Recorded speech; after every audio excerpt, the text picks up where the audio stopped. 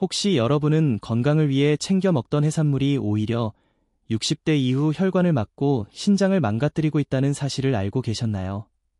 많은 분들이 깜짝 놀라셨을 텐데요. 바다로 둘러싸인 한국에서 해산물은 식탁의 보약이라고 불릴 정도로 굉장히 많은 영양소를 함유하고 있습니다. 그런데 이렇게 우리나라에서 사랑받고 있는 해산물 중 일부는 60세가 넘으면 절대로 먹으면 안 되는 독이 될 수 있다는 사실을 알고 계셨나요?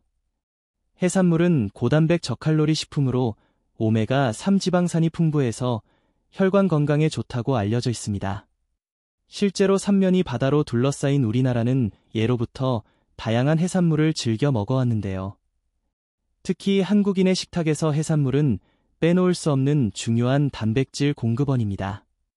하지만 사실 해산물 속에는 우리가 몰랐던 정말 무서운 진실이 숨겨져 있습니다. 특히 60세가 넘어가면 우리 몸의 대사 기능이 급격히 떨어지면서 젊었을 때는 아무 문제 없었던 음식들이 오히려 건강을 심각하게 해치는 독이 될 수 있다는 사실을 알고 계셨나요? 더욱 충격적인 것은 최근 서울대학교 의과대학 연구팀의 10년간 추적 조사 결과에 따르면 60대 이상 노인들이 특정 해산물을 주 3회 이상 과다 섭취할 경우 뇌졸중 위험이 무려 3.2배나 높아지고 신장질환 발병률도 2.8배나 급격히 증가한다는 놀라운 사실입니다. 이뿐만이 아닙니다. 최근 발표된 대한신장학회 보고서에 따르면 60세 이상 만성 신장질환 환자의 약 45%가 부적절한 해산물 섭취와 관련이 있다고 밝혀졌는데요. 이는 우리가 건강을 위해 먹었던 해산물이 오히려 건강을 망치는 주범이 될 수 있다는 것을 의미합니다. 그래서 오늘은 60세 이상이라면 반드시 피해야 할 최악의 해산물 4가지와 함께 대신 먹으면 혈관이 깨끗해지고 신장이 살아나는 최고의 해산물 3가지를 알려드리겠습니다. 마지막에는 해산물을 보약처럼 먹을 수 있는 꿀팁도 준비했으니 꼭 끝까지 시청해 주시고요. 혹시 아직 구독 안 하신 분들 계신가요? 그러면 바로 밑에 구독과 좋아요를 먼저 꾹 눌러주세요. 소중한 분들께도 많이 공유 부탁드립니다. 이제부터 60세가 되면 반드시 알아야 할 해산물의 진실, 그리고 피해야 할 최악의 해산물 4가지와 건강을 지켜주는 최고의 해산물 3가지를 자세히 알려드리겠습니다. 60세 이후 우리 몸에 일어나는 놀라운 변화들. 본격적으로 피해야 할 해산물을 알려드리기 전에 먼저 60세 이후 우리 몸에 어떤 변화가 일어나는지 정확히 알아야 합니다. 이것을 알아야 왜 특정 해산물을 피해야 하는지 이해할 수 있기 때문입니다. 신장 기능의 급격한 저하. 혹시 60세가 되면 신장 기능이 얼마나 떨어지는지 아시나요? 놀랍게도 60세가 되면 신장 기능이 젊었을 때의 약 6070% 수준으로 떨어집니다. 이는 굉장히 심각한 수치인데요. 신장은 우리 몸의 정수기이자 필터 역할을 하는 굉장히 중요한 장기입니다. 하루에 약 180m의 혈액을 여과해서 노폐물과 독소를 걸러내고 깨끗한 혈액만 다시 몸으로 보내는 놀라운 기능을 하는데요. 이 과정에서 불필요한 수분과 노폐물은 소변으로 배출됩니다. 하지만 나이가 들면서 신장의 사구체 수가 점점 감소합니다. 사구체는 혈액을 여과하는 작은 필터인데요. 젊었을 때는 양쪽 신장에 약 200만 개의 사구체가 있지만 60세가 되면 이것이 약 12만 140만 개로 줄어듭니다. 이렇게 사구체 수가 감소하면서 신장의 여과 능력이 자연스럽게 떨어지는 것입니다. 또한 신장으로 가는 혈류량도 줄어듭니다. 60세가 되면 신혈류량이 젊었을 때보다 약 3040% 감소하는데요. 혈류량이 줄어들면 신장이 제대로 일을 할 수 없게 됩니다. 마치 공장의 원료 공급이 제대로 안 되면 생산량이 줄어드는 것과 같은 원리입니다. 이렇게 신장 기능이 떨어지면 단백질 대사 과정에서 생기는 노폐물인 요산과 크레아티닌을 제대로 배출하지 못하게 되는데요. 특히 해산물의 풍부한 퓨린이라는 성분은 우리 몸에서 분해되면서 요산을 만들어냅니다. 이 요산이 제대로 배출되지 않으면 혈액 속에 쌓이게 되는데요. 혈중 요산 수치가 7.0mg/dl을 넘으면 고요산열증이라고 합니다. 이렇게 요산이 많아지면 관절에 요산 결정이 쌓여서 통풍을 유발하고 신장의 결석을 만들어 신장 기능을 더욱 악화시키는 악순환이 반복됩니다. 실제로 대한통풍학회 자료에 따르면 60대 이상 통풍 환자의 약 78%가 해산물 과다 섭취와 관련이 있다고 밝혀졌는데요. 이는 60세 이후 해산물 섭취를 각별히 조절해야 한다는 것을 의미합니다. 간 기능의 저하와 해독 능력 감소. 간 또한 나이가 들면서 그 크기와 무게가 점점 감소합니다. 60대가 되면 간의 크기가 젊었을 때보다 약 2030% 정도 줄어드는데요. 간세포의 수도 함께 감소하면서 간의 전반적인 기능이 저하됩니다. 간은 우리가 섭취한 음식물의 독소를 해독하는 굉장히 중요한 역할을 합니다. 특히 간에는 시토크롬 P450이라는 효소 시스템이 있는데요. 이 효소가 몸에 들어온 각종 독소와 약물을 분해해서 무해한 물질로 만들어줍니다. 하지만 60세가 넘으면 이 효소의 활성이 약 4050% 감소합니다. 이로 인해 같은 양의 독소가 들어와도 젊었을 때보다 해독 속도가 훨씬 느려지는 것입니다. 마치 공장의 생산 라인이 절반만 가동되는 것과 같은 상황입니다. 해산물, 특히 대형 어류와 어패류에는 중금속이 축적되어 있는 경우가 많습니다. 수은, 카드뮴, 납 같은 중금속들은 간에서 해독되어야 하는데요. 간 기능이 떨어진 상태에서 이런 중금속이 많이 함유된 해산물을 지속적으로 섭취하면 체내에 중금속이 축적되어 만성질환을 유발할 수 있습니다. 특히 수은은 지용성이라서 체내 지방 조직에 축적되는데요. 뇌에도 쌓여서 신경계 손상을 일으킬 수 있습니다. 최근 연구에 따르면 알츠하이머 환자의 뇌에서 정상인보다 3배 이상 높은 수은 농도가 발견되었다고 하는데요. 이는 중금속 축적이 치매 발병과도 관련이 있을 수 있음을 시사합니다. 소화 기능의 변화와 단백질 소화 능력 저하. 60세가 넘으면 이산 분비량이 젊었을 때의 약 5060% 수준으로 줄어듭니다. 이산은 음식물을 소화하고 세균을 죽이는 중요한 역할을 하는데요. 이산이 부족하면 단백질 소화가 어려워집니다. 또한 소화 효소의 활성도도 떨어집니다. 췌장에서 분비되는 단백질 분해 효소인 트립신과 키모트립신의 분비량이 약 3040% 감소하는데요. 이로 인해 단백질이 제대로 분해되지 않고 이장에 오래 머물게 됩니다. 해산물은 고단백 식품입니다. 특히 오징어, 새우, 조개 같은 해산물은 100g당 1520g의 단백질을 함유하고 있는데요. 소화 기능이 떨어진 상태에서 이런 고단백 해산물을 많이 먹으면 이장에 부담을 주게 됩니다. 소화가 잘 안 되면 복부 팽만감, 소화불량, 트림, 가스 같은 증상이 나타나는데요. 심한 경우 이염이나 역류성 식도염으로 발전할 수 있습니다. 따라서 60세 이후에는 해산물을 먹더라도 소화가 잘 되는 종류를 선택하고 적당량만 섭취하는 것이 중요합니다. 혈관의 노화와 탄력성 감소. 60세가 되면 혈관도 노화됩니다. 혈관벽이 두꺼워지고 딱딱해지면서 탄력성이 떨어지는데요. 이를 동맥경화라고 합니다. 동맥경화가 진행되면 혈관이 좁아지고 혈액순환이 원활하지 않게 됩니다. 특히 콜레스테롤이 혈관벽에 쌓이면서 플라크를 형성합니다. 이 플라크가 점점 커지면 혈관이 더욱 좁아지는데요. 심한 경우 혈관이 완전히 막히거나 플라크가 떨어져 나가 혈전을 만들어 뇌졸중이나 심근경색을 일으킬 수 있습니다. 일부 해산물은 콜레스테롤 함량이 높습니다. 특히 명란, 새우, 오징어, 장어 같은 해산물은 100g당 20만 300mg의 콜레스테롤을 함유하고 있는데요. 미국 심장협회가 권장하는 하루 콜레스테롤 섭취량이 300mg인 것을 고려하면 상당히 높은 수치입니다. 60세가 넘어 간 기능이 떨어진 상태에서 콜레스테롤을 과다 섭취하면 혈중 콜레스테롤 수치가 올라가고 이미 노화된 혈관에 더 많은 콜레스테롤이 쌓이게 됩니다. 이는 심혈관 질환의 직접적인 원인이 되므로 각별한 주의가 필요합니다. 면역 기능의 저하. 60세가 넘으면 면역 기능도 현저히 떨어집니다. 흉선이라는 면역 기관이 위축되면서 T세포의 생산이 줄어들고 기존의 면역세포들도 활성이 떨어지는데요. 이를 면역 노화라고 합니다. 면역 기능이 떨어지면 감염에 취약해집니다. 젊었을 때는 문제없었던 세균이나 바이러스에도 쉽게 감염되는데요. 특히 식중독에 걸릴 위험이 높아집니다.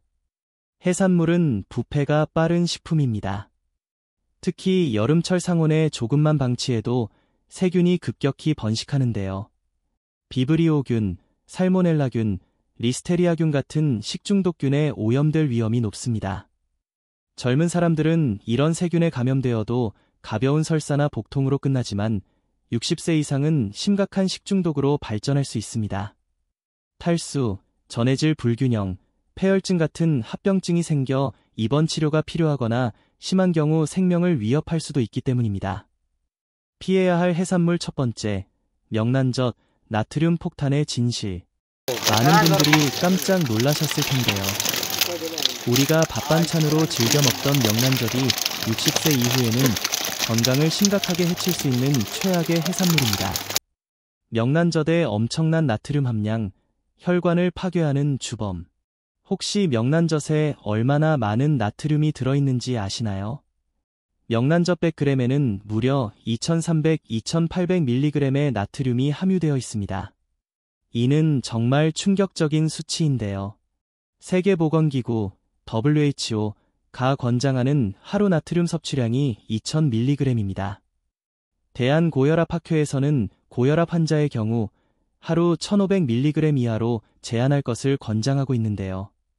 명란젓 한 숟가락, 약 20g만 먹어도 500mg이 넘는 나트륨을 섭취하게 됩니다. 만일 명란젓을 밥 위에 올려서 한 끼를 먹는다면 보통 50만 1500mg의 나트륨을 섭취하게 됩니다. 여기에 김치, 된장찌개 같은 다른 반찬까지 먹으면 하루 권장량의 23배를 훌쩍 넘어버리는 것입니다. 60세가 넘으면 신장의 나트륨 배출 능력이 현저히 떨어집니다. 젊었을 때는 과다한 나트륨을 신장이 열심히 걸러서 소변으로 배출했지만 나이가 들면 이 기능이 약해지면서 나트륨이 체내에 축적되기 시작합니다. 이렇게 체내에 나트륨이 많아지면 어떤 일이 벌어질까요? 나트륨은 수분을 끌어당기는 성질이 있습니다. 혈액 속 나트륨 농도가 높아지면 혈액량이 증가하면서 혈관벽에 가해지는 압력이 커지는데요. 이것이 바로 고혈압입니다. 실제로 서울대학교 의과대학 연구팀의 조사에 따르면 60대 이상 노인 중 명란젓을 주 3회 이상 섭취하는 그룹의 평균 혈압이 145, 90 수은주 밀리미터로 섭취하지 않는 그룹의 125, 75 수은주 밀리미터보다 현저히 높았다고 합니다. 또한 뇌졸중 발병률이 무려 3.2배나 높았다는 충격적인 결과가 나왔습니다. 고혈압은 소리 없는 살인자라고 불립니다. 특별한 증상이 없어서 방치하기 쉬운데 혈압이 높은 상태가 지속되면 혈관이 손상되고 뇌졸중, 심근경색, 심부전 같은 치명적인 합병증이 생기기 때문입니다. 퓨린 함량의 위험성, 통풍을 부르는 주범. 명란젓에는 100g당 약 15만 180mg의 퓨린이 함유되어 있습니다. 이는 해산물 중에서도 상당히 높은 수치인데요. 통풍 환자에게 권장되는 하루 퓨린 섭취량이 400mg 이하인 것을 고려하면 명란젓 200g만 먹어도 하루 권장량에 도달하게 됩니다. 퓨린은 우리 몸에서 분해되면서 요산을 생성합니다. 퓨린 요산으로 변환되는 것인데요. 정상적인 경우 이 요산은 신장을 통해 소변으로 배출됩니다. 하지만 60세가 넘어 신장 기능이 떨어진 상태에서 퓨린을 과다 섭취하면 요산이 제대로 배출되지 않습니다. 혈중 요산 수치가 7.0mg/dl을 넘으면 고요산 열증이라고 하는데요. 이 상태가 지속되면 요산이 결정을 형성해서 관절에 쌓이기 시작합니다. 특히 발가락, 발목, 무릎 같은 말초 관절에 잘 쌓이는데요.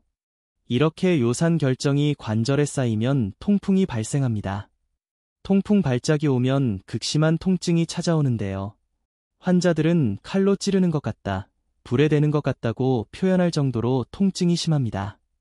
관절이 빨갛게 부어오르고 열이 나며 조금만 건드려도 아파서 걷지도 못하게 됩니다.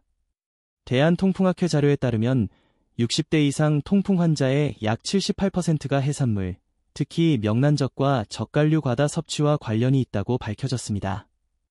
한번 통풍이 발생하면 평생 관리해야 하는 만성질환이 되기 때문에 예방이 굉장히 중요합니다. 더 큰 문제는 요산이 관절뿐만 아니라 신장에도 쌓인다는 것입니다. 신장에 요산 결석이 생기면 신장 기능이 더욱 악화되는데요. 이미 60세가 넘어 약해진 신장이 요산 결석으로 인해 더욱 손상되면 만성 신부전으로 발전할 수 있습니다. 만성 신부전이 악화되면 결국 투석을 받아야 하는 상황까지 갈 수 있습니다. 콜레스테롤 문제, 혈관을 막는 지방 덩어리. 명란젓 100g에는 약 28만 350mg의 콜레스테롤이 함유되어 있습니다. 미국 심장협회 AHA가 권장하는 하루 콜레스테롤 섭취량이 300mg인데요. 명란젓 조금만 먹어도 하루 권장량에 거의 도달하거나 초과하게 됩니다. 60세가 넘으면 간에서 콜레스테롤을 분해하는 능력이 떨어집니다. 간에는 LDL 수용체라는 것이 있는데 이것이 혈액 속의 나쁜 콜레스테롤, LDL을 간으로 끌어들여 분해하는 역할을 합니다. 하지만 나이가 들면서 이 수용체의 수와 활성이 감소하는데요. 이로 인해 혈중 LDL 콜레스테롤 수치가 올라가게 됩니다. LDL 콜레스테롤은 혈관벽에 침착되어 플라크를 형성하는데요. 이 플라크가 점점 커지면 혈관이 좁아지는 동맥경화가 진행됩니다. 관상동맥이 좁아지면 심장으로 가는 혈류가 감소해서 협심증이 생기고 완전히 막히면 심근경색이 발생합니다. 뇌혈관이 막히면 뇌경색, 터지면 뇌출혈이 생기는데요. 이 모든 것이 콜레스테롤 과다 섭취와 관련이 있습니다. 대한심장학회 연구에 따르면 60대 이상에서 LDL 콜레스테롤 수치가 160mg DL 이상인 경우 심혈관 질환 발생 위험이 정상군에 비해 4.5배 높다고 합니다. 명란젓 같은 고콜레스테롤 식품을 자주 섭취하면 이 위험이 더욱 높아지는 것입니다. 식품 첨가물의 위험, 숨겨진 독. 시중에 판매되는 명란젓에는 색을 선명하게 만들기 위한 발색제와 보존 기간을 늘리기 위한 방부제가 들어가는 경우가 많습니다. 명란젓의 선명한 붉은색이 바로 발색제 때문인데요. 특히 아질산 나트륨이라는 발색제가 문제입니다. 아질산 나트륨은 육가공품이나 젓갈류에 광범위하게 사용되는 첨가물인데요. 이것이 체내에서 단백질의 아민과 결합하면 니트로사민이라는 발암물질로 변환될 수 있습니다. 니트로사민은 국제암연구소 IARC에서 지정한 1급 발암물질입니다. 이암, 식도암, 간암 같은 소화기계 암을 유발할 수 있는데요. 60세가 넘어 면역력이 떨어진 상태에서 이런 발암물질에 지속적으로 노출되면 암 발병 위험이 크게 높아집니다. 실제로 국립암센터 조사에 따르면 젓갈류를 주 3회 이상 섭취하는 그룹의 위암 발생률이 그렇지 않은 그룹보다 2.3배 높았다고 합니다. 특히 60세 이상 고령층에서 이 경향이 더욱 두드러졌는데요. 또한 방부제로 사용되는 소르빈산 칼륨이나 안식향산 나트륨도 문제가 될 수 있습니다. 이러한 방부제를 장기간 섭취하면 면역체계에 영향을 미치고 알레르기를 유발할 수 있는데요. 60세가 넘으면 이런 화학물질을 해독하는 능력이 떨어지기 때문에 더욱 주의해야 합니다. 피해야 할 해산물 두 번째, 젓갈류, 발효의 덫. 김장철이 되면 많은 가정에서 갓김치를 담그기 위해 새우젓을 구입하시는데요. 하지만 60세가 넘으면 새우젓을 비롯한 모든 젓갈류의 섭취를 최대한 줄이거나 피하셔야 합니다. 새우젓의 나트륨 폭탄, 명란젓보다 더 위험. 새우젓 100g에는 무려 5,500-6,000mg의 나트륨이 함유되어 있습니다. 이는 하루 권장량의 거의 3배에 달하는 엄청난 양인데요. 명란젓보다도 2배 이상 높은 수치입니다. 새우젓 한 숟가락, 약 10g만 먹어도 5,500mg까지 올라갈 수 있습니다. 60대 이상 노인의 경우 이미 혈관이 노화되어 탄력성이 떨어진 상태입니다. 혈관벽이 두꺼워지고 딱딱해져서 조금만 압력이 가해져도 쉽게 손상되는데요. 이런 상태에서 나트륨을 과다 섭취하면 혈관이 급격히 수축하면서 혈압이 급상승합니다. 특히 새벽이나 이른 아침에 젓갈을 먹으면 위험합니다. 우리 몸의 혈압은 하루 중 새벽 46시 사이에 가장 높은데요. 이 시간대를 마의 시간대, 데벨즈 아워라고 부릅니다. 실제로 뇌졸중과 심근경색이 이 시간대에 가장 많이 발생합니다. 아침에 일어나서 젓갈로 식사를 하면 이미 높은 혈압이 더욱 급상승하면서 뇌혈관이 터지는 뇌출혈이 발생할 수 있습니다. 대한뇌졸중학회 자료에 따르면 60세 이상 뇌출혈 환자의 약 65%가 아침 식사 후 2시간 이내에 발병했다고 하는데요. 이 중 상당수가 젓갈류나 국물 음식을 섭취한 것과 관련이 있었습니다. 히스타민 중독의 위험, 알레르기의 공포. 젓갈류는 발효 과정에서 히스타민이라는 물질이 생성됩니다. 생선이나 해산물에는 히스티딘이라는 아미노산이 많이 들어있는데요. 이것이 세균에 의해 분해되면서 히스타민으로 변환됩니다. 신선하지 않은 젓갈이나 보관 상태가 좋지 않은 젓갈에는 히스타민 함량이 특히 높습니다. 식품의약품안전 천처 기준에 따르면 히스타민 함량이 200mg/kg를 넘으면 식중독을 일으킬 수 있다고 하는데요. 일부 젓갈에서 이 기준을 초과하는 히스타민이 검출되기도 했습니다. 히스타민을 과다 섭취하면 두드러기, 가려움증, 얼굴 홍조, 두통, 구토, 설사 같은 알레르기 증상이 나타납니다. 이를 히스타민 중독 또는 스콤브로이드 중독이라고 하는데요. 보통 섭취 후 30분 2시간 이내에 증상이 나타나며 심한 경우 혈압이 급격히 떨어지는 쇼크 상태에 빠질 수도 있습니다. 60세가 넘으면 체내 디아민옥시다아제, DAO라는 히스타민 분해 효소의 활성이 떨어집니다. 이 효소가 히스타민을 분해해서 무해한 물질로 만들어주는데 효소 활성이 떨어지면 히스타민을 제대로 분해하지 못합니다. 이로 인해 젊었을 때는 아무렇지 않게 먹던 젓갈이 60세가 넘어서는 심한 알레르기 반응을 일으킬 수 있습니다. 실제로 응급실에 내원하는 식품 알레르기 환자 중 60세 이상이 차지하는 비율이 점점 증가하고 있으며 이 중 상당수가 젓갈류와 관련이 있다고 합니다. 기생충 감염의 위험, 보이지 않는 적. 젓갈류는 날 것을 소금에 절여 발효시킨 음식입니다. 가열 과정이 없기 때문에 기생충이나 세균이 살아있을 가능성이 높은데요. 소금에 절인다고 해서 모든 기생충이 죽는 것은 아닙니다. 특히 조개젓이나 게장에는 폐흡충이라는 기생충이 있을 수 있습니다. 폐흡충은 주로 민물개나 가재에 기생하는데 바다개에서도 발견되는 경우가 있습니다. 이 기생충에 감염되면 페디스토마증이라는 질병이 생기는데요. 폐흡충 유충이 장벽을 뚫고 복강으로 들어간 후 행경막을 통과해 폐로 이동합니다. 폐에 자리 잡은 폐흡충은 폐 조직을 파괴하면서 자라는데요. 기침, 가래, 혈담, 흉통 같은 증상이 나타나고 심한 경우 폐에 구멍이 생기거나 기흉이 발생할 수도 있습니다. 또한 간흡충도 문제가 됩니다. 민물고기로 담근 젓갈에는 간흡충이 있을 수 있는데요. 간흡충에 감염되면 담관에 기생하면서 담관염, 담석, 간경화를 일으킬 수 있습니다. 장기간 감염이 지속되면 담관암의 위험도 높아집니다. 60세가 넘으면 이산 분비가 줄어들어 이에 살균 능력이 떨어집니다. 젊었을 때는 위산이 충분해서 음식과 함께 들어온 세균이나 기생충알을 대부분 죽였지만 나이가 들면 이 능력이 약해지는 것입니다. 따라서 기생충이나 세균에 감염될 위험이 더욱 높아집니다. 캄필로박터균과 비브리오균 감염. 최근 식품의약품안전 천처 조사에 따르면 시중에 판매되는 젓갈의 약 1218%에서 캄필로박터균이 검출되었다고 합니다. 캄필로박터균은 식중독을 일으키는 주요 원인균 중 하나인데요.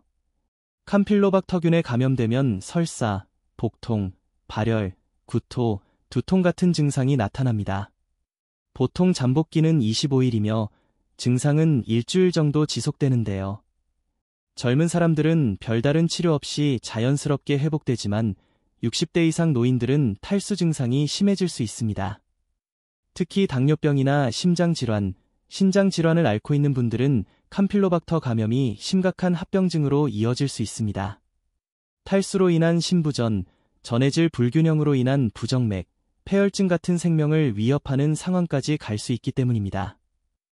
또한 여름철에는 비브리오균 감염도 주의해야 합니다.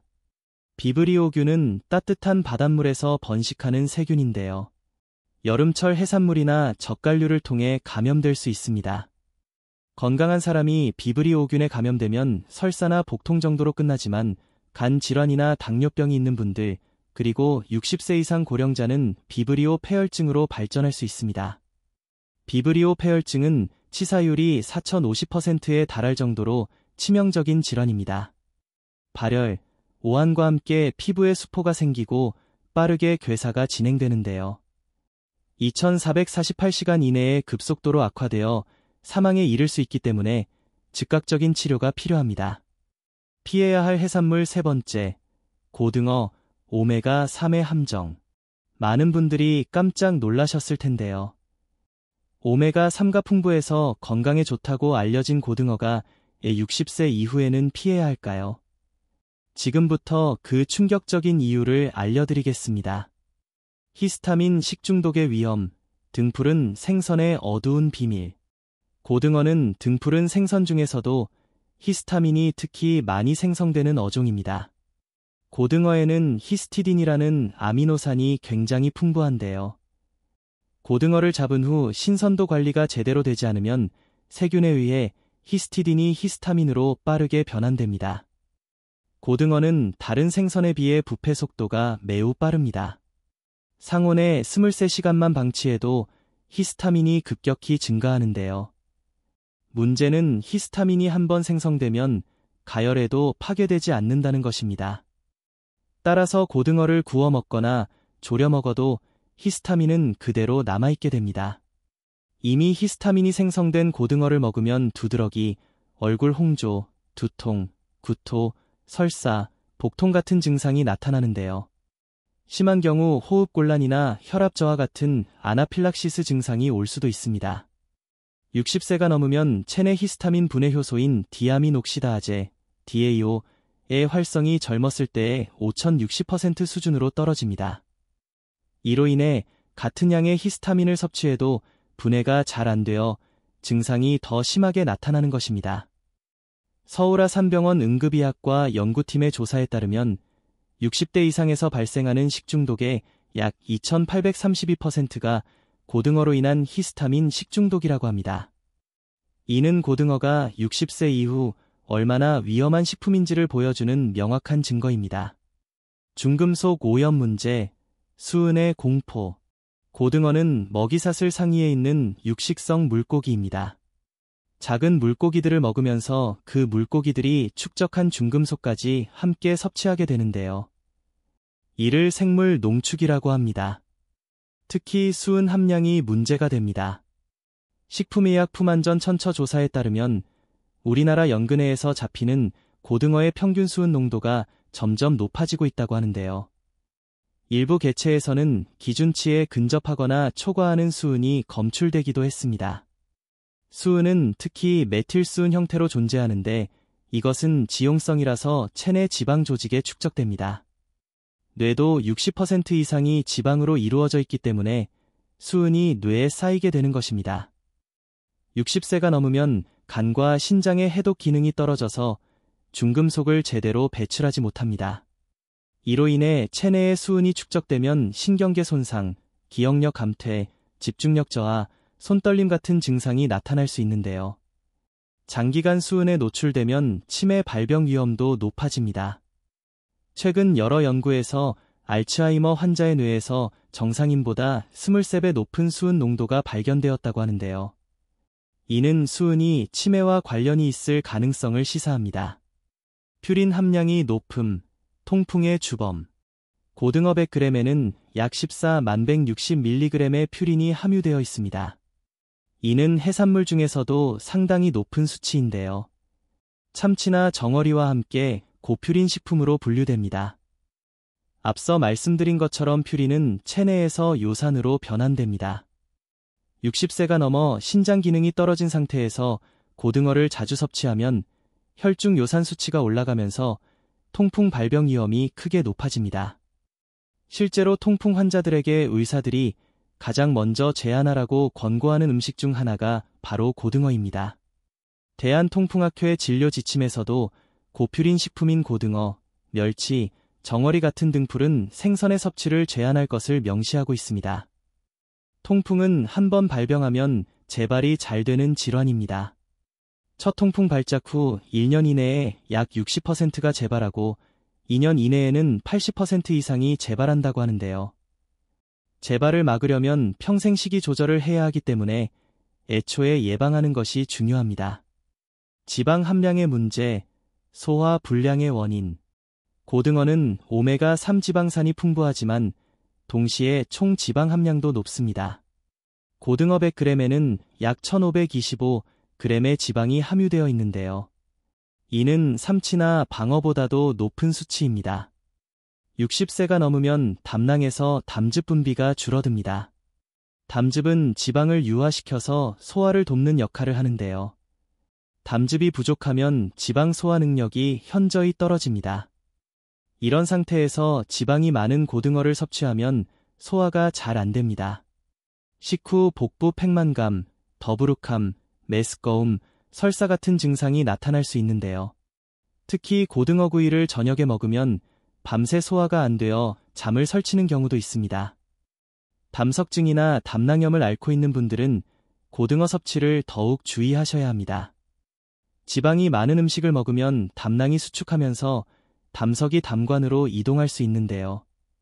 담석이 담관을 막으면 극심한 복통이 발생하고 심한 경우 담관염이나 급성 췌장염으로 이어질 수 있습니다.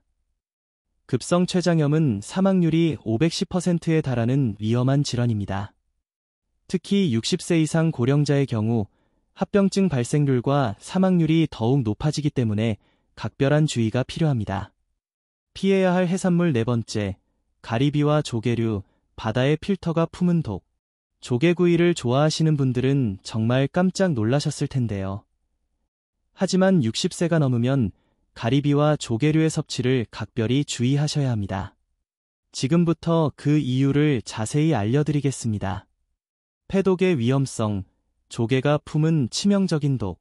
가리비와 조개류는 바닷물을 여과하면서 플랑크톤을 먹고 사는데요.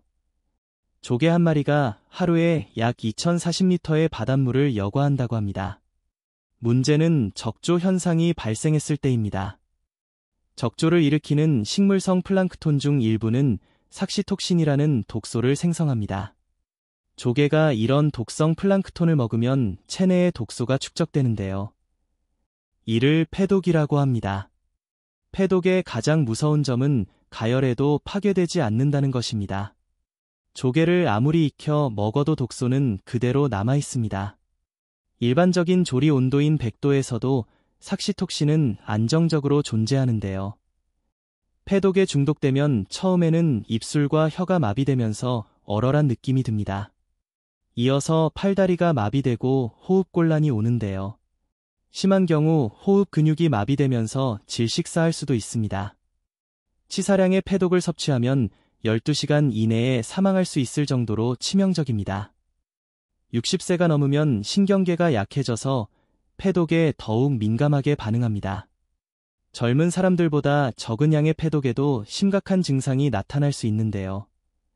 또한 호흡 기능도 저하되어 있기 때문에 호흡곤란이 오면 더욱 위험합니다. 우리나라에서는 매년 3월부터 6월까지 폐류 독소 발생이 가장 많습니다. 이 시기에는 해수 온도가 올라가면서 독성 플랑크톤이 번식하기 좋은 환경이 되는데요. 따라서 봄철에는 가리비와 조개류 섭취를 특히 주의하셔야 합니다. 식품의약품안전처에서는 매주 전국 연안의 폐류 독소를 검사해서 기준치를 초과하는 해역에 대해 채취 금지 조치를 내립니다. 하지만 불법으로 채취되어 유통되는 조개도 있을 수 있으므로 봄철에는 아예 조개 섭취를 자제하는 것이 안전합니다. 중금속 축적 문제, 바다의 필터가 모은 오염물질. 조개류는 바닷물을 여과하면서 먹이를 섭취하는 과정에서 바닷물에 녹아있는 중금속도 함께 축적합니다. 특히 카드뮴, 납, 비소 같은 중금속이 문제가 되는데요. 식품의약 품안전 천처 조사에 따르면 일부 산업해수가 유입되는 해역에서 채취한 조개류에서 기준치를 초과하는 중금속이 검출되기도 했습니다. 특히 카드뮴과 납 함량이 높았는데요. 카드뮴은 주로 신장에 축적됩니다. 60세가 넘어 이미 신장 기능이 떨어진 상태에서 카드뮴을 지속적으로 섭취하면 신장 세뇨관이 손상되면서 단백뇨가 나오고 결국 만성 신부전으로 발전할 수 있습니다. 일본에서 발생한 이타이병이 바로 카드뮴 중독으로 인한 질환입니다. 카드뮴에 오염된 쌀을 장기간 섭취한 주민들에게 뼈가 약해지고 극심한 통증이 발생했는데요. 아프다, 통이 라는 말에서 병명이 유래했을 정도로 고통이 심각했습니다. 납은 뇌에 축적되어 신경계를 손상시킵니다. 기억력 감퇴, 집중력 저하, 손떨림, 두통 같은 증상이 나타나고 장기간 노출되면 치매 발병 위험이 높아집니다. 60세가 넘으면 이미 인지 기능이 저하되는 시기인데 여기에 납 중독까지 더해지면 치매가 더욱 빨리 진행될 수 있습니다. 비소는 피부암, 방광암, 폐암 같은 암을 유발할 수 있는 발암물질입니다. 60세가 넘어 면역력이 떨어진 상태에서 비소에 지속적으로 노출되면 암 발병 위험이 크게 높아집니다. 비브리오 폐혈증의 위험, 여름철 조개의 공포. 여름철 바닷가에서 조개를 먹고 비브리오 폐혈증에 걸렸다는 뉴스를 종종 들어보셨을 텐데요. 비브리오균은 따뜻한 바닷물에서 번식하는 세균으로 주로 6월부터 9월까지 여름철 해수 온도가 18도 이상 올라가면 급격히 증가합니다. 비브리오균에는 여러 종류가 있는데 그중 비브리오 블리피쿠스, 비브리오 벌리피커스가 가장 위험합니다. 이 균에 감염되면 비브리오 폐혈증이 발생하는데요. 건강한 사람이 비브리오균에 감염되면 설사나 복통 정도로 끝나지만 60세 이상이거나 간 질환, 간경변, 만성간염, 당뇨병, 알코올 중독, 면역 억제제를 복용하는 분들은 폐혈증으로 발전할 수 있습니다. 비브리오 폐혈증의 치사율은 약 4048시간 이내에 급속도로 악화되는데요. 고열, 오한과 함께 피부에 수포가 생기고 빠르게 괴사가 진행됩니다. 특히 다리에 괴사가 많이 발생하는데 조직이 검게 변하면서 썩어 들어가는 모습이 마치 화상을 입은 것처럼 보입니다. 심한 경우 다리를 절단해야 하는 상황까지 갈 수 있고 폐혈증으로 인한 쇼크로 사망할 수도 있습니다. 질병관리청 자료에 따르면 우리나라에서 매년 약 5,060명의 비브리오 폐혈증 환자가 발생하며 이 중 절반 정도가 사망한다고 합니다. 환자의 약 80% 이상이 60세 이상 고령자이며 대부분 간 질환이나 당뇨병 같은 기저질환을 가지고 있었습니다. 알레르기 반응, 갑자기 찾아오는 위험. 조개류는 알레르기를 일으키는 대표적인 식품 중 하나입니다. 조개 단백질, 특히 트로포미오신이라는 단백질에 대한 알레르기가 많은데요. 갑각류, 새우, 깨, 알레르기와 교차 반응을 보이는 경우도 많습니다. 조개 알레르기가 있는 분들이 조개를 섭취하면 두드러기, 가려움증, 입술과 혀가 붓는 증상, 호흡곤란, 천식 발작 같은 증상이 나타납니다. 심한 경우 아나필락시스 쇼크가 와서 생명이 위험할 수도 있는데요. 60세가 넘으면 새로운 알레르기가 생기는 경우도 많습니다. 젊었을 때는 아무렇지 않게 먹던 조개가 갑자기 알레르기 반응을 일으킬 수 있는데요. 이를 성인 발병 알레르기라고 합니다. 나이가 들면서 장벽의 투과성이 증가하고 면역 체계가 변화하면서 이전에는 문제없던 음식에 갑자기 반응하게 되는 것입니다. 따라서 60세가 넘어서 조개를 먹을 때는 항상 주의 깊게 몸의 반응을 살펴야 합니다. 만약 조개를 먹고 가려움증, 두드러기, 호흡곤란 같은 증상이 나타나면 즉시 섭취를 중단하고 병원을 방문해야 합니다. 특히 호흡곤란이 심하거나 혈압이 떨어지면 119에 신고해서 응급처치를 받아야 합니다. 그렇다면 어떤 해산물을 먹어야 할까요? 지금까지 60세 이후 피해야 할 해산물 4가지를 알아봤는데요. 많은 분들이 그럼 해산물을 아예 먹지 말아야 하나요? 라고 걱정하실 것 같습니다. 걱정하지 마세요. 지금부터 60세 이후에도 안전하게 먹을 수 있고 오히려 건강에 큰 도움이 되는 최고의 해산물 3가지를 알려드리겠습니다. 추천 해산물 첫 번째, 흰살 생선, 대구, 명태, 민어, 가자미. 흰살 생선은 60세 이후 최고의 단백질 공급원입니다. 대구, 명태, 민어, 가자미 같은 흰살 생선은 지방 함량이 낮고 단백질이 풍부해서 소화가 잘 되는데요. 대구 100g에는 약 171g 미만입니다. 이렇게 저지방 고단백 식품이기 때문에 담즙 분비가 줄어든 60대 이상도 부담 없이 먹을 수 있습니다. 또한 흰살 생선은 퓨린 함량도 상대적으로 낮습니다. 대구의 경우 100g당 퓨린 함량이 약 4,560mg 정도로 고등어의 3분의 1 수준인데요. 따라서 통풍이나 신장 질환이 있는 분들도 안심하고 드실 수 있습니다. 흰살 생선에는 비타민 B12도 풍부합니다. 비타민 B12는 적혈구 생성과 신경기능 유지에 필수적인 영양소인데요. 60세가 넘으면 이산 분비가 줄어들어 비타민 B12 흡수가 어려워지면서 결핍이 오기 쉽습니다. 비타민 B12가 부족하면 빈혈, 피로감, 손발 저림, 기억력 감퇴 같은 증상이 나타나는데요. 흰살 생선을 꾸준히 먹으면 비타민 B12를 효과적으로 보충할 수 있습니다. 조리법도 간단합니다. 대구찜이나 명태조림처럼 졸여서 먹으면 되는데요. 소금 간을 최소화하고 된장이나 고추장으로 간을 하면 나트륨 섭취도 줄일 수 있습니다. 또한 무, 미나리, 쑥갓 같은 채소를 듬뿍 넣어서 함께 먹으면 영양 균형도 맞출 수 있고 소화도 잘 됩니다. 대구는 특히 간 건강에 좋습니다. 대구간에서 추출한 대구간유는 오메가 3화 비타민 A, D가 풍부해서 영양 보충제로 활용되는데요. 물론 간유는 따로 섭취하는 것이고 대구 살코기 자체만으로도 훌륭한 영양 공급원입니다. 추천 해산물 두 번째, 오징어, 적당량. 오징어는 타우린이 풍부한 최고의 해산물입니다. 타우린은 혈압을 낮추고 콜레스테롤을 조절하며 간 기능을 개선하는 효능이 있는데요. 오징어 100g에는 약 40만 600mg의 타우린이 함유되어 있습니다. 이 타우린이 혈관벽에 쌓인 콜레스테롤을 제거해서 혈관을 깨끗하게 만들어주는데요. 60세가 넘어 혈관 질환이 걱정되시는 분들에게 오징어는 최고의 식품입니다. 또한 타우린은 담즙산 분비를 촉진해서 간에서 콜레스테롤을 배출하는 것을 돕습니다. 이로 인해 혈중 LDL 콜레스테롤 수치가 낮아지고 HDL 콜레스테롤, 좋은 콜레스테롤 수치는 높아지는 효과가 있습니다. 또한 오징어는 칼로리가 낮습니다. 오징어 100g의 칼로리는 약 8,090kcal로 다이어트를 하시는 분들에게도 좋은데요.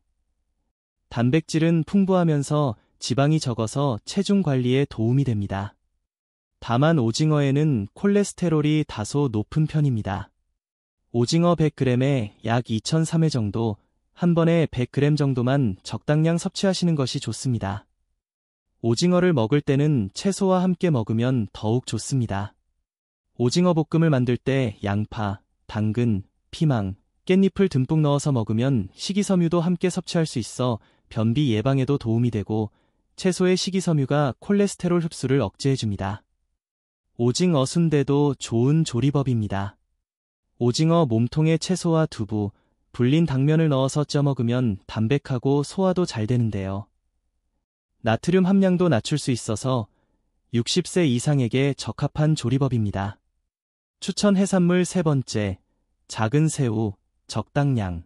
새우는 키토산이 풍부한 훌륭한 해산물입니다. 키토산은 체내 중금속과 독소를 배출하는 효능이 있는데요. 특히 새우 껍질에 키토산이 많이 함유되어 있습니다. 따라서 새우를 먹을 때 껍질째 먹으면 더욱 좋은데요. 작은 새우를 통째로 튀겨서 먹거나 말려서 가루로 만들어 칼슘 보충제로 활용할 수 있습니다. 새우 껍질에는 칼슘도 풍부해서 골다공증 예방에도 도움이 됩니다. 새우에는 셀레늄도 풍부합니다. 셀레늄은 강력한 항산화 물질로 세포 노화를 방지하고 암을 예방하는 효능이 있는데요. 60세가 넘으면 항산화 물질 보충이 굉장히 중요한데 새우가 좋은 공급원이 됩니다. 또한 새우는 아스타잔틴이라는 붉은 색소를 함유하고 있습니다. 이 아스타잔틴은 눈 건강에 좋고 피부 노화를 방지하는 효능이 있는데요. 연어에도 많이 들어있는 성분으로 자외선으로부터 피부를 보호하고 주름을 예방합니다. 다만 새우도 콜레스테롤이 다소 높은 편이기 때문에 과다 섭취는 피하셔야 합니다. 일주일에 27마리 정도가 적당합니다.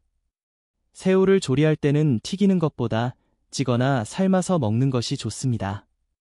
새우찜이나 새우살 샐러드로 만들어 먹으면 칼로리도 낮추고 영양소도 보존할 수 있습니다. 새우를 삶을 때는 생강이나 레몬을 넣으면 비린내를 없앨 수 있습니다.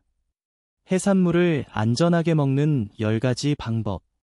60세 이후 해산물을 안전하게 섭취하기 위해서는 몇 가지 중요한 원칙을 지켜야 합니다. 지금부터 해산물을 보약처럼 먹을 수 있는 꿀팁을 알려드리겠습니다. 첫 번째, 신선도 확인이 최우선. 해산물은 무엇보다 신선도가 가장 중요합니다. 특히 60세가 넘으면 식중독에 취약하기 때문에 신선하지 않은 해산물은 절대 먹지 말아야 하는데요. 생선을 고를 때는 눈이 맑고 투명한지, 아가미가 선홍색인지 확인하셔야 합니다. 눈이 탁하거나 아가미가 갈색으로 변했다면 신선하지 않은 것입니다. 또한 비린내가 심하게 나는 생선은 피하셔야 합니다. 신선한 생선은 바다 냄새만 살짝 날 뿐 비린내가 거의 나지 않습니다. 조개를 고를 때는 껍질이 닫혀 있는 것을 선택하셔야 합니다. 껍질이 벌어져 있거나 두드려도 다치지 않는 조개는 이미 죽은 것이므로 먹지 말아야 합니다. 또한 조개에서 악취가 나면 절대 먹지 마세요. 두 번째, 충분히 익혀서 먹기. 60세가 넘으면 날것으로 해산물을 먹는 것은 가능한 한 피하셔야 합니다. 회나 초밥처럼 날것을 먹으면 기생충이나 세균에 감염될 위험이 높은데요. 생선은 중심 온도가 70도 이상이 되도록 충분히 익혀서 먹어야 합니다. 이 온도에서 대부분의 세균과 기생충이 사멸하기 때문입니다. 조개류도 마찬가지입니다. 조개를 익힐 때는 껍질이 완전히 벌어질 때까지 가열해야 하는데요. 껍질이 벌어지지 않는 조개는 이미 죽은 것이므로 먹지 말아야 합니다. 세 번째, 적정량 섭취하기. 아무리 몸에 좋은 해산물이라도 과다 섭취는 해롭습니다.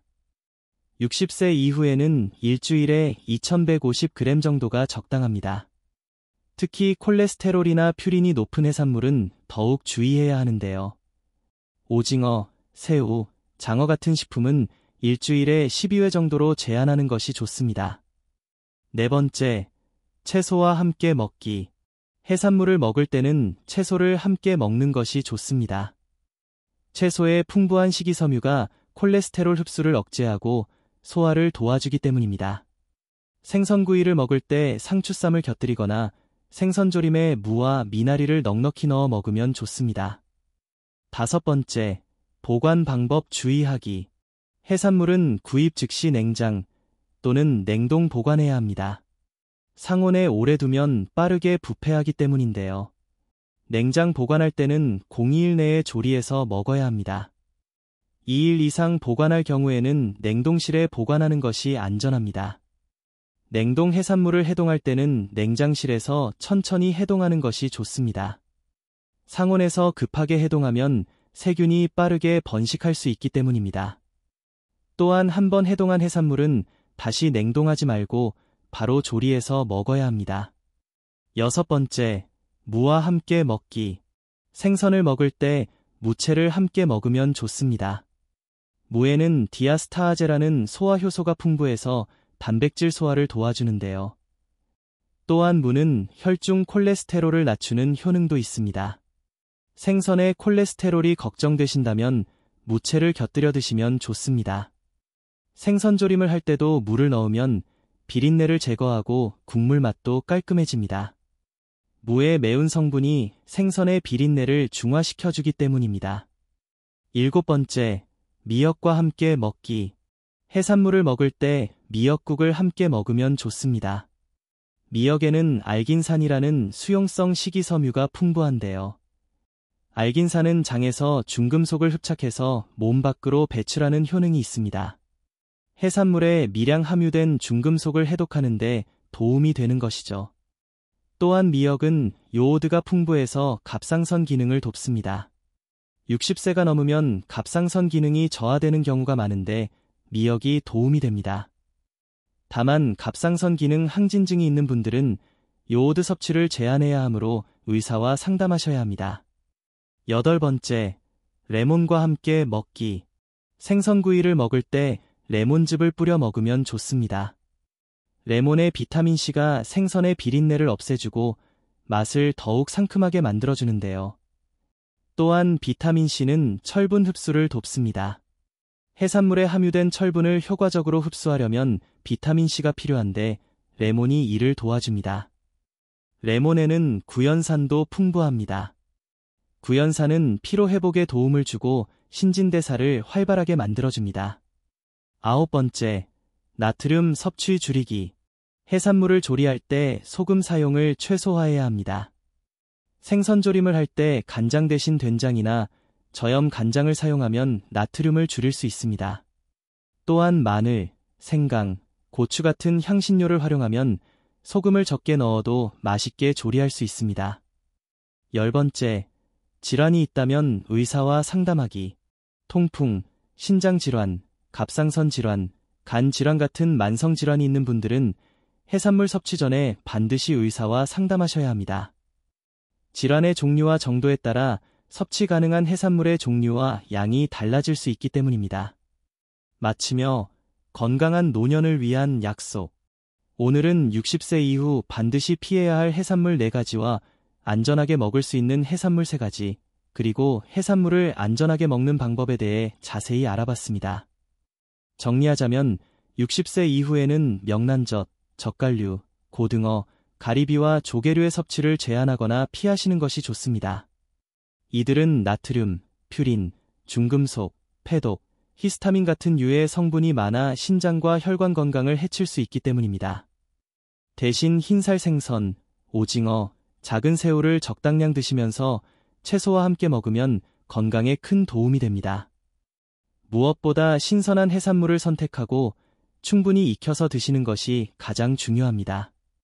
해산물은 우리 몸에 필요한 단백질과 오메가3, 비타민, 미네랄을 풍부하게 함유하고 있는 훌륭한 식품입니다. 다만 60세가 넘으면 우리 몸의 기능이 젊었을 때와 다르기 때문에 해산물을 선택하고 조리하고 섭취하는 방법을 바꿔야 한다는 것을 꼭 기억하세요. 건강한 노년을 보내기 위해서는 올바른 식습관이 무엇보다 중요합니다. 오늘 말씀드린 내용을 꼭 기억하시고 실천하셔서 100세까지 건강하게 사시길 바랍니다. 여러분의 건강한 노년을 진심으로 응원합니다. 오늘 영상이 도움이 되셨다면 구독과 좋아요 꾹 눌러주세요. 주변의 60세 이상 어르신들께도 많이 공유해 주시고요. 여러분의 소중한 댓글도 기다리고 있겠습니다. 다음에 더 유익한 건강 정보로 찾아뵙겠습니다. 감사합니다.